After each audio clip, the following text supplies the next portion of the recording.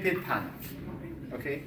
Actually, we don't measure LDL itself. We measure the cholesterol content of LDL or cholesterol content of HDL, and also the total cholesterol. And we have some actually reference range for these four lipid profile. In addition to this main lipid profile, also these days, these tests are become actually more common in comparison to the previous, but till now they are not more common. I hope in the future, actually always, we use this type of actually factor. For example, lipoprotein remnant, lipoprotein A small LDL particle the size of LDL, and apolipoprotein B, apolipoprotein A1. And because they are so expensive tests and need actually the new methods, they are not till now more common and routinely in lab actually clinical laboratory. We have actually some organization to actually create references and to sending a guideline related to management of lipid disease. One of them is the National Cholesterol Education Program, or NCEP. NCEP says LDL cholesterol is the main and primary target for treatment of hyperlipidemia, more than HDL, triglyceride, VLDL, others. The LDL is the main target, and if we could to manage LDL concentration, we can manage the atherosclerosis actually situation. So here they define four actually or five level. If LDL concentration be less than 100, it's very good, it's optimum LDL. Also, it doesn't actually, it need the risk factor for heart disease is not zero, but is very good concentration. From 100 to 130 is near to optimum LDL level and has the lowest high risk. And if you actually have the concentration more than 190 milligram per deciliter, is known as a very high LDL level, and it's equal to the highest increased risk for heart disease. So the medical doctor actually try to set the concentration of LDL near to the 100 milligram. So in addition to knowing the actually concentration, we must know about the risk factor. This risk factor change the this amount also. For example, for healthy people more than 40 years, we have to evaluate LDL concentration every 2 or 3 years. But if they have a risk factor, we have to evaluate it, for example, every 6 months. Or, for example, we must start evaluation of LDL after 25. You know, it depends on the risk factor. The risk factor are here. One of them is age. Age more than 40, or maybe actually it depends. Women more than 50, or men more than 40, 45 or 55. Somehow there is some controversial related to the age, but 40 is better than 45. Family history. For example, any family with actually having a history related to chronic heart disease, for example, before 50 years, someone had a stroke or actually atherosclerosis, is a high risk for atherosclerosis. Current cigarette smoking. The smoker actually have the highest risk factor for atherosclerosis. Hypertension, which is the definition of hypertension, is based on systolic and diastolic pressure. For this reason, always actually please check your father, your mother pressure during actually 2 months, every month if you were actually at home. And by knowing the pressure, the hypertension, you can prevent from other actually diseases. And one of the other risk factor is low level HDL. And the good factor, the protective factor is high LDL concentration, more than 60 milligram per deciliter. And for LDL measurement, we have two ways. One of them is evaluating directly, measuring the cholesterol LDL, and the second one is actually based on calculation, indirectly. Indirectly, if we know the total cholesterol content, the HDL cholesterol, and triglyceride, we can calculate the LDL cholesterol based on Fried-Wald formula. Okay? But this formula is important for triglyceride less than 400. Okay? Some actually time, if you go to the hospital or to actually the clinical laboratory, it's important to pay attention to the LDL cholesterol. It's calculated or is actually evaluated directly. If they calculate it, you should know, actually you should be careful related to triglyceride concentration. If it would be more than 500, more than 400 milligram per deciliter, the LDL, it's not valid. The LDL concentration is not valid. Okay? Just is valid for the triglyceride less than 400 milligram per deciliter. And a small dense LDL are a risk factor for atherosclerosis. Related to actually total cholesterol, less than 200 is desirable, 200 to 240 is borderline, and more than 240 is high total cholesterol concentration. The causes of actually decreasing in HDL concentration are similar to the causes of increasing triglyceride.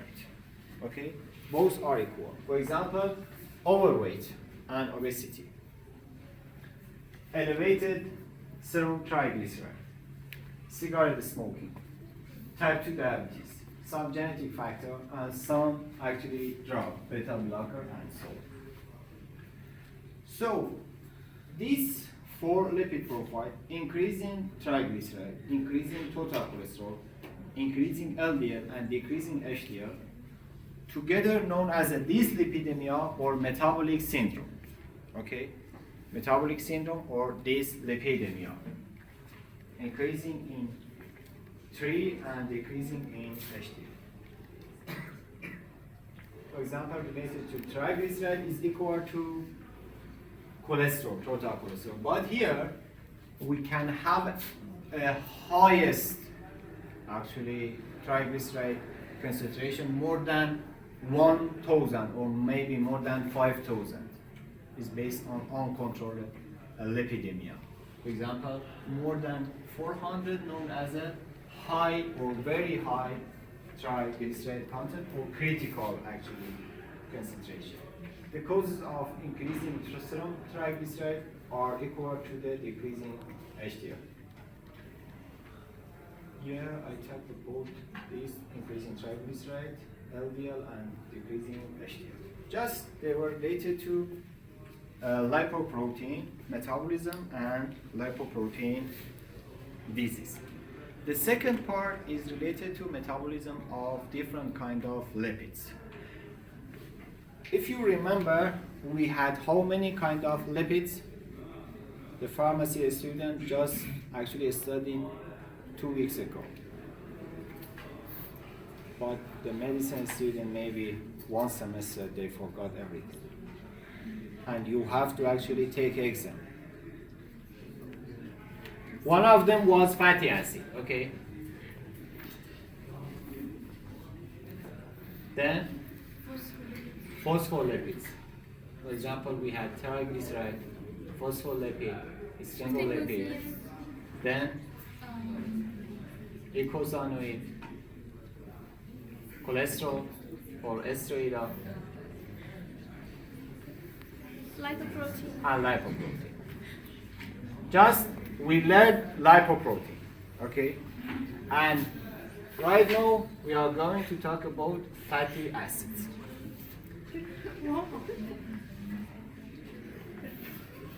We will talk about fatty acid metabolism in two states, fed state and fasting state. In fed state, which means we actually eat diet, we have a lot of energy, so we have glucose. This glucose can be used to storage as a form of glycogen, or it can be converted to pyruvate by glycolysis. Then pyruvate transport to the mitochondria and convert to the acetyl-CoA. This acetyl-CoA go to the Krebs cycle and produce energy. So other way, this acetyl-CoA can be used for synthesis of fatty acids. And then fatty acid can go to the adipose tissue and becoming triglyceride and storage there as a triglyceride form. So during the fed state, we storage energy as a glycogen or as a triglyceride. Okay? For synthesis of triglyceride, first of all, we need to synthesize fatty acid. Fatty acid synthesis. So, in the fasting state, this pathway go in other way. For example, triglyceride becoming glycerol and fatty acid. These fatty acid becoming to actually here and convert to the acetyl-CoA. This acetyl-CoA can be used as a source of energy for production energy. So it depends on the state of feeding or fasting in the morning, actually after lunch, after actually dinner or something. But we have this pathway daily. First of all, fatty acid synthesis. Fatty acid actually comprise acetyl-CoA. The unit for synthesis of fatty acid or building block are acetyl-CoA.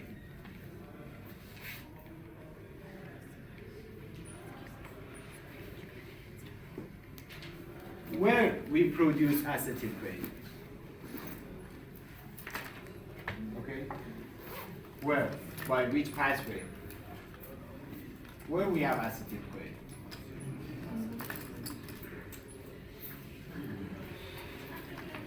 Are you speaking a strange language? Can I understand what I'm saying? No, not at all.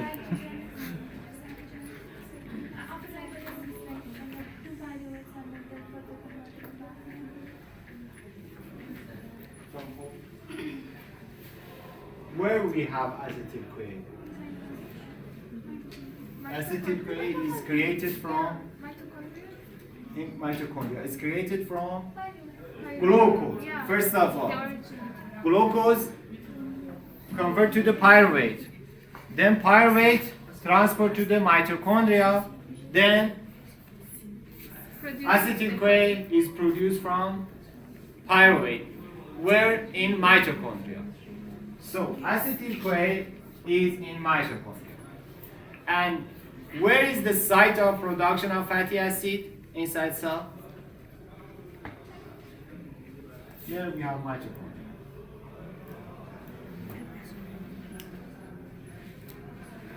And we have cytoplasm.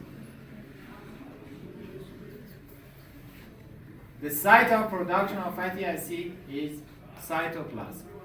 Okay? Fatty acid synthesis. So we should transport acetyl-CoA from mitochondria to the cytoplasm. How we can do it? By shuttle. What is the definition of shuttle? Do you know shuttle? What they are? I don't know what is shuttle. Maybe there is a shuttle. What is the meaning of shuttle? Is a transporter. For example, when they are going to actually to send a missile to actually outside of the atmosphere, they need a shuttle to transport the missile to the atmosphere, then it's give up the missile and then go back to the itself site. So here we need a shuttle to transport acetyl-CoA to the cytoplasms. What was the first reaction of Krebs cycle? Can you? We don't know. You didn't study Krebs cycle? I'm sorry. In the Krebs cycle, you will learn, I hope. Yeah, citric acid cycle. The first of all, we have oxaloacetate. And this oxaloacetate, I asked Dr. Dashti, okay? Yes, you can ask her. We didn't do this. You know, you should actually first of all study the carbohydrate metabolism. Yeah. After that, I should. We just had one session. First of all, we have oxaloacetate. Okay. We have acetyl-CoA also. Guys, what's happened? Oxaloacetate has a 4 carbon, and acetyl-CoA has a 2 carbon, 3 carbon. It's become to citrate. Citrate has a 6 carbon. Okay. And it can continue the Krebs cycle, which you will learn it during the next session, I hope so. But after that, there is an enzyme here known as isocitrate dehydrogenase, which actually changing citrate to the isocitrate. Okay.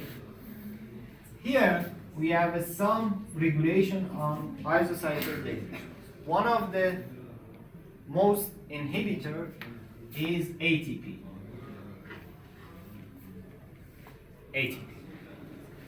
ATP is inhibitors of isocitrate dehydrogenase. What's happened? You know, we are in fed state or fasting state. No. We are going to actually synthesize fatty acid. We should be in fed state, okay? The fed state means the level of energy is high.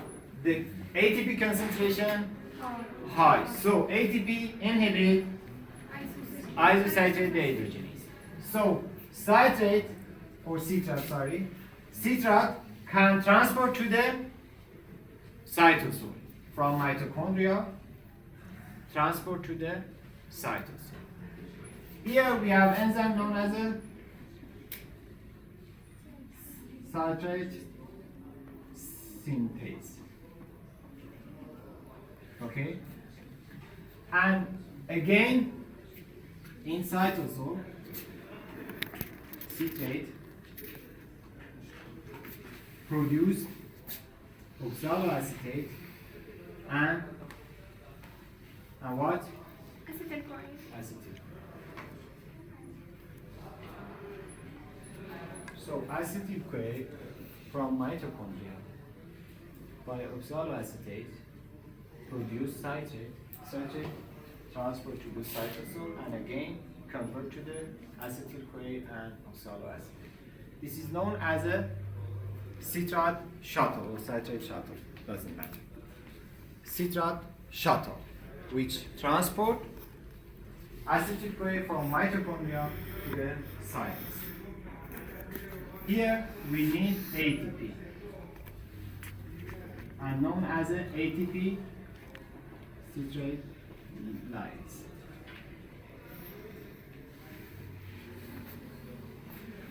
So till now, just we have a precursor of fatty acid in cytoplasm. We didn't do anything. Just we actually use energy to transport acetyl-CoA from mitochondria to the cytosol. Then the first reaction of metabolism, it doesn't matter be anabolism or catabolism, is the first reaction always is activation. We should activate our substance, our precursors. So acetyl-CoA, here we have acetyl-CoA.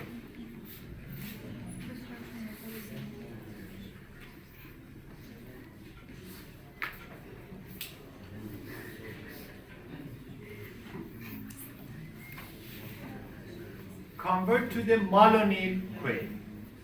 Okay.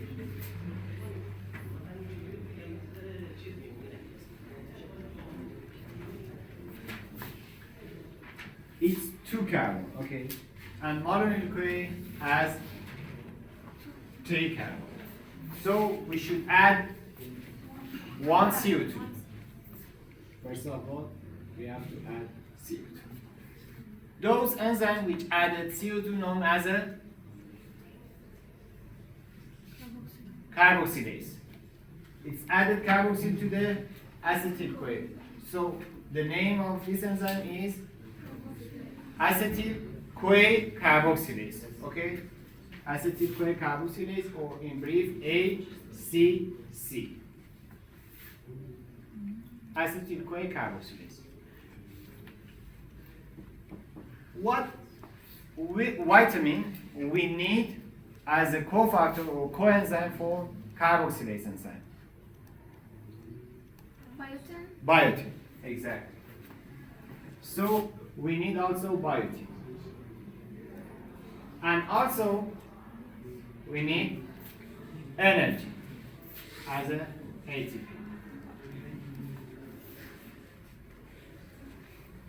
This enzyme is the most important enzyme in fatty acid synthesis and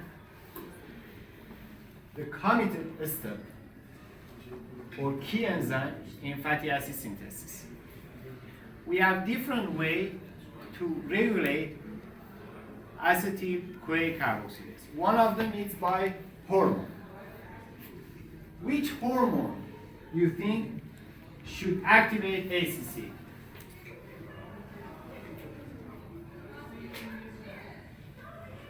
What hormone? Not related to actually insulin, glucagon, epinephrine. Insulin or glucagon? Glucagon, exactly, no. Insulin. Why? Because we are in fed state.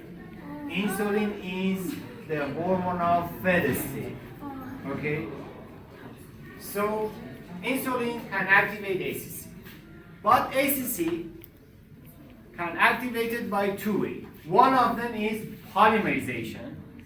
You know, we have an ACC as a dimer. For activation of ACC, this dimer should bind together and produce a polymer form. Okay?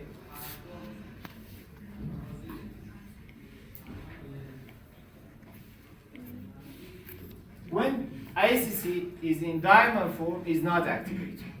When it's in polymer form, is activated. So insulin increase the polymerization of ACC.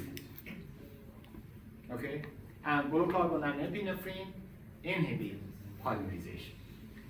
The second one is related to phosphorylation and dephosphorylation. What do you think? Is activated in phosphorylated or dephosphorylated form?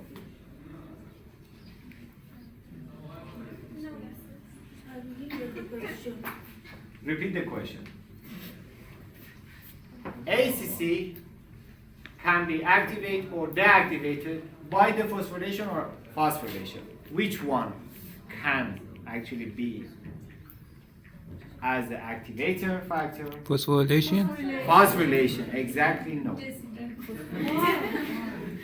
Why? Because as you didn't learn, insulin is a hormone of dephosphorylation, always. And based on insulin here should activate ACC, so the dephosphorylated form should be as an active form. Good? Yeah. So please can you repeat this last? Yeah, exactly. Let's see. Here you can see we have actually synthesis of liver, synthesis of fatty acid in liver and mammary gland and also adipose tissue, and we need acetyl-CoA. Here is actually the form of transporting acetyl-CoA from from mitochondria.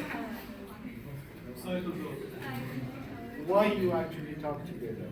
What's happening? Size the slide of this. The size of the slide? No, not the size, sir. What? The slide is scaring us. Scaring you? Oh. Why? It's not scary. Let me to explain and you find out it's not scary. First of all, listen. We have glucose. By glycolysis, it's become pyruvate. Then pyruvate transport to the mitochondria. In the mitochondria, pyruvate transport to the acetyl-CoA. Acetyl-CoA bind to the oxaloacetate. Oxaloacetate and acetyl-CoA together by citrate synthesis citrate. Citrate transport to the cytosol. Again, it becomes acetyl-CoA and oxaloacetate. Just that.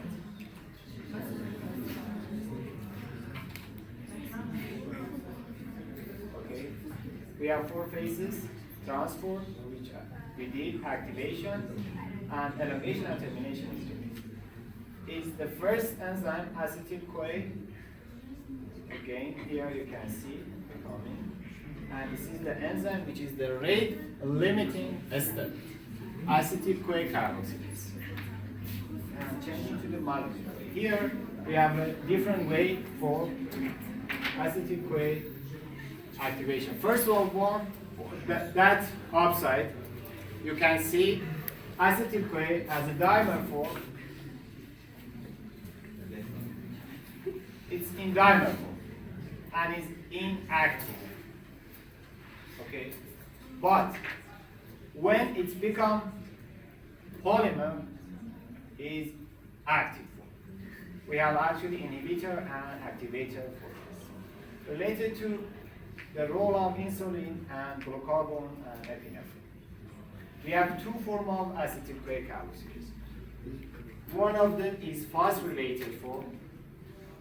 You asked me to repeat it, but you are busy with yourself. Just listen to me. You know here, acetyl-CoA carboxylase has a phosphorus and is inactive. And when insulin acts on protein phosphatase, dephosphorylated it to the form of acetyl-CoA carboxylase active because it doesn't have phosphorus.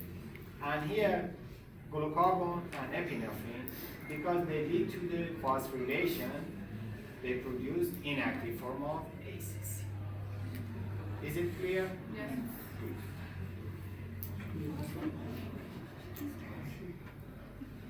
So the phosphorylation can occur in that specific site, and actually we have two other regulatory transcription factor known as a CHRBP and SRBP. They are transcription activator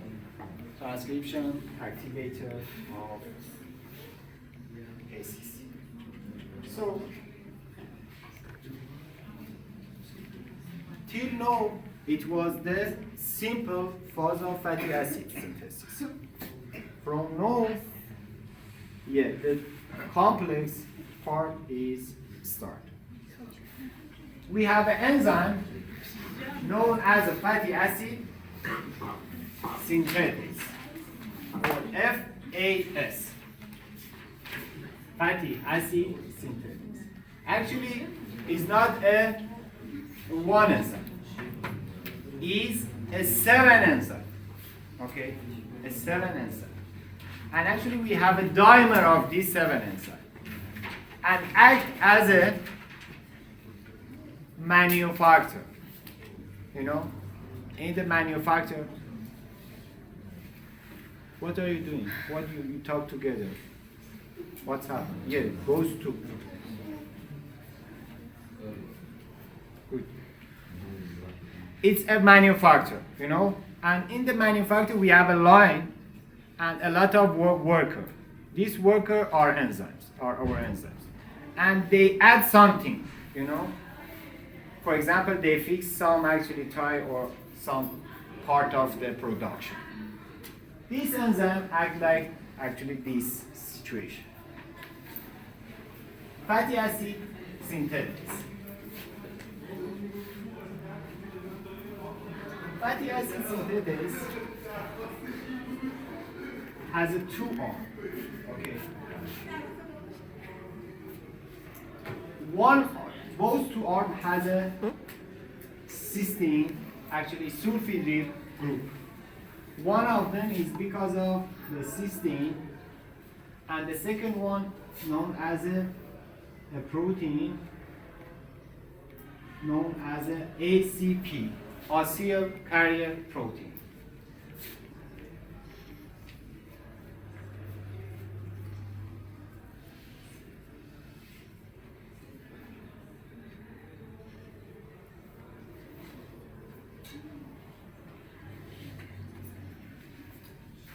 Acyl carrier protein. They actually fast has 2 arms. And so, do you know what we did till now? First of all, we transport acetyl CoA, then we convert it to the monoamine CoA. And actually, as you can see here,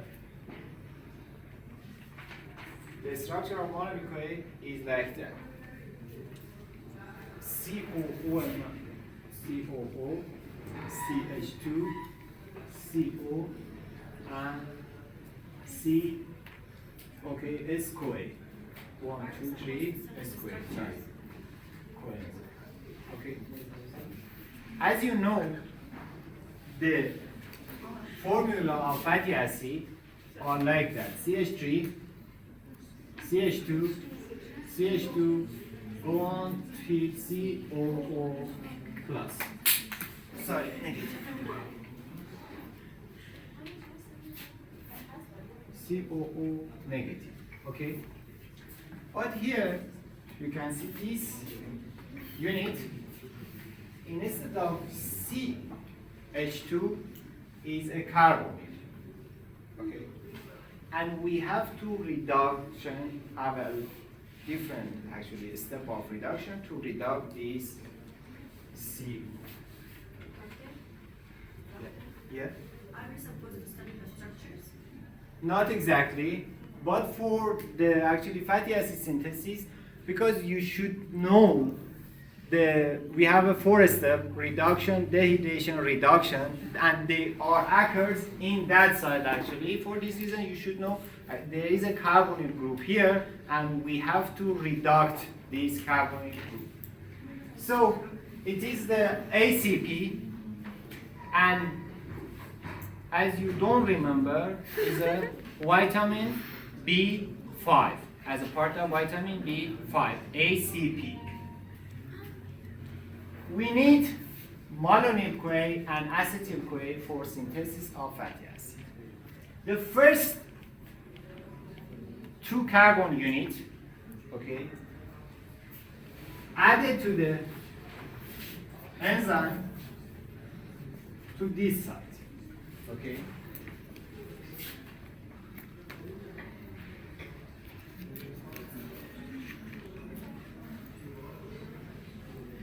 CoA. It's acetyl CoA. First of all, we will add acetyl CoA to the cysteine R. Okay, it is the structure of fatty acid synthase. You can see 7 enzymes and dimer of these 7 enzymes, and the name of the actually each enzyme. First of all, there are two forms, ACP and cysteine. Acetyl-CoA added to the cysteine part. Actually, it first added to ACP, then transferred to the cysteine part. So we have a acetyl on this part. So the next one actually is mononucleate, coming mononucleate to the ACP side. Okay. Again, we have CO2, CO, CH2, CO, and it's 3 carbon. This is 2 carbon.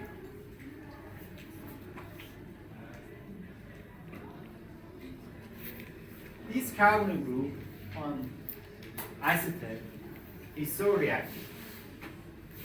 Here we have mononucleate, and here we have acetate.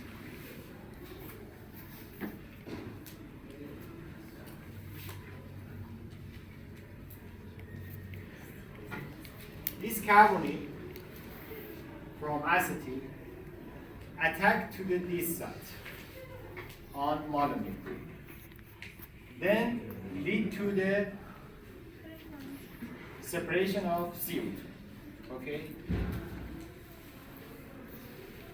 CO2 is removed, as you can see here, and this 4 carbon atom is created.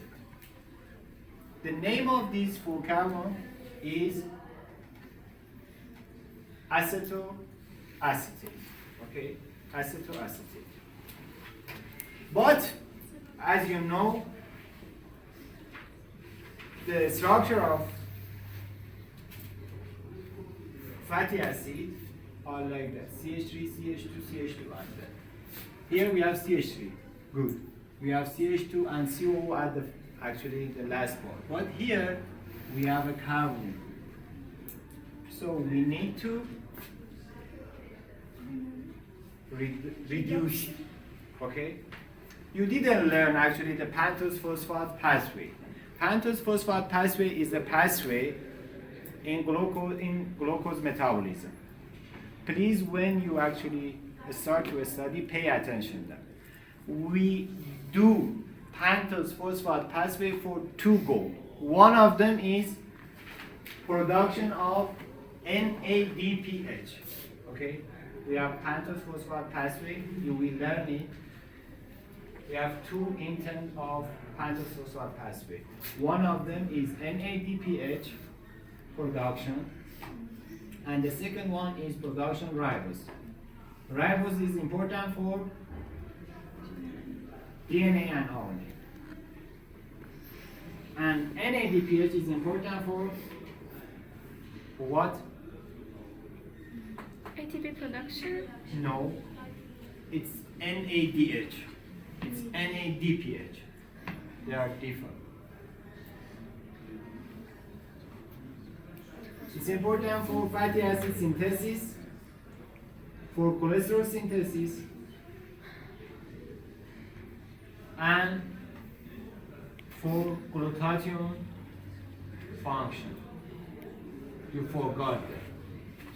Previous semester, you learned about it was actually tripeptide, glutathione. It was in the plasma membrane of RBC. No? Okay. So for fatty acid synthesis, we need NADPH. And this NADPH is produced by pentose phosphate pathway. So first of all, okay, so here we have actually, we remove that, and we have CO, CH3, CO, and CH3. First of all, we used one NADPH because NADPH can be used as a source of heating hydrogen, this carbonyl group become OH. And one hydrogen actually bond. It's the first reduction. Okay, first reduction.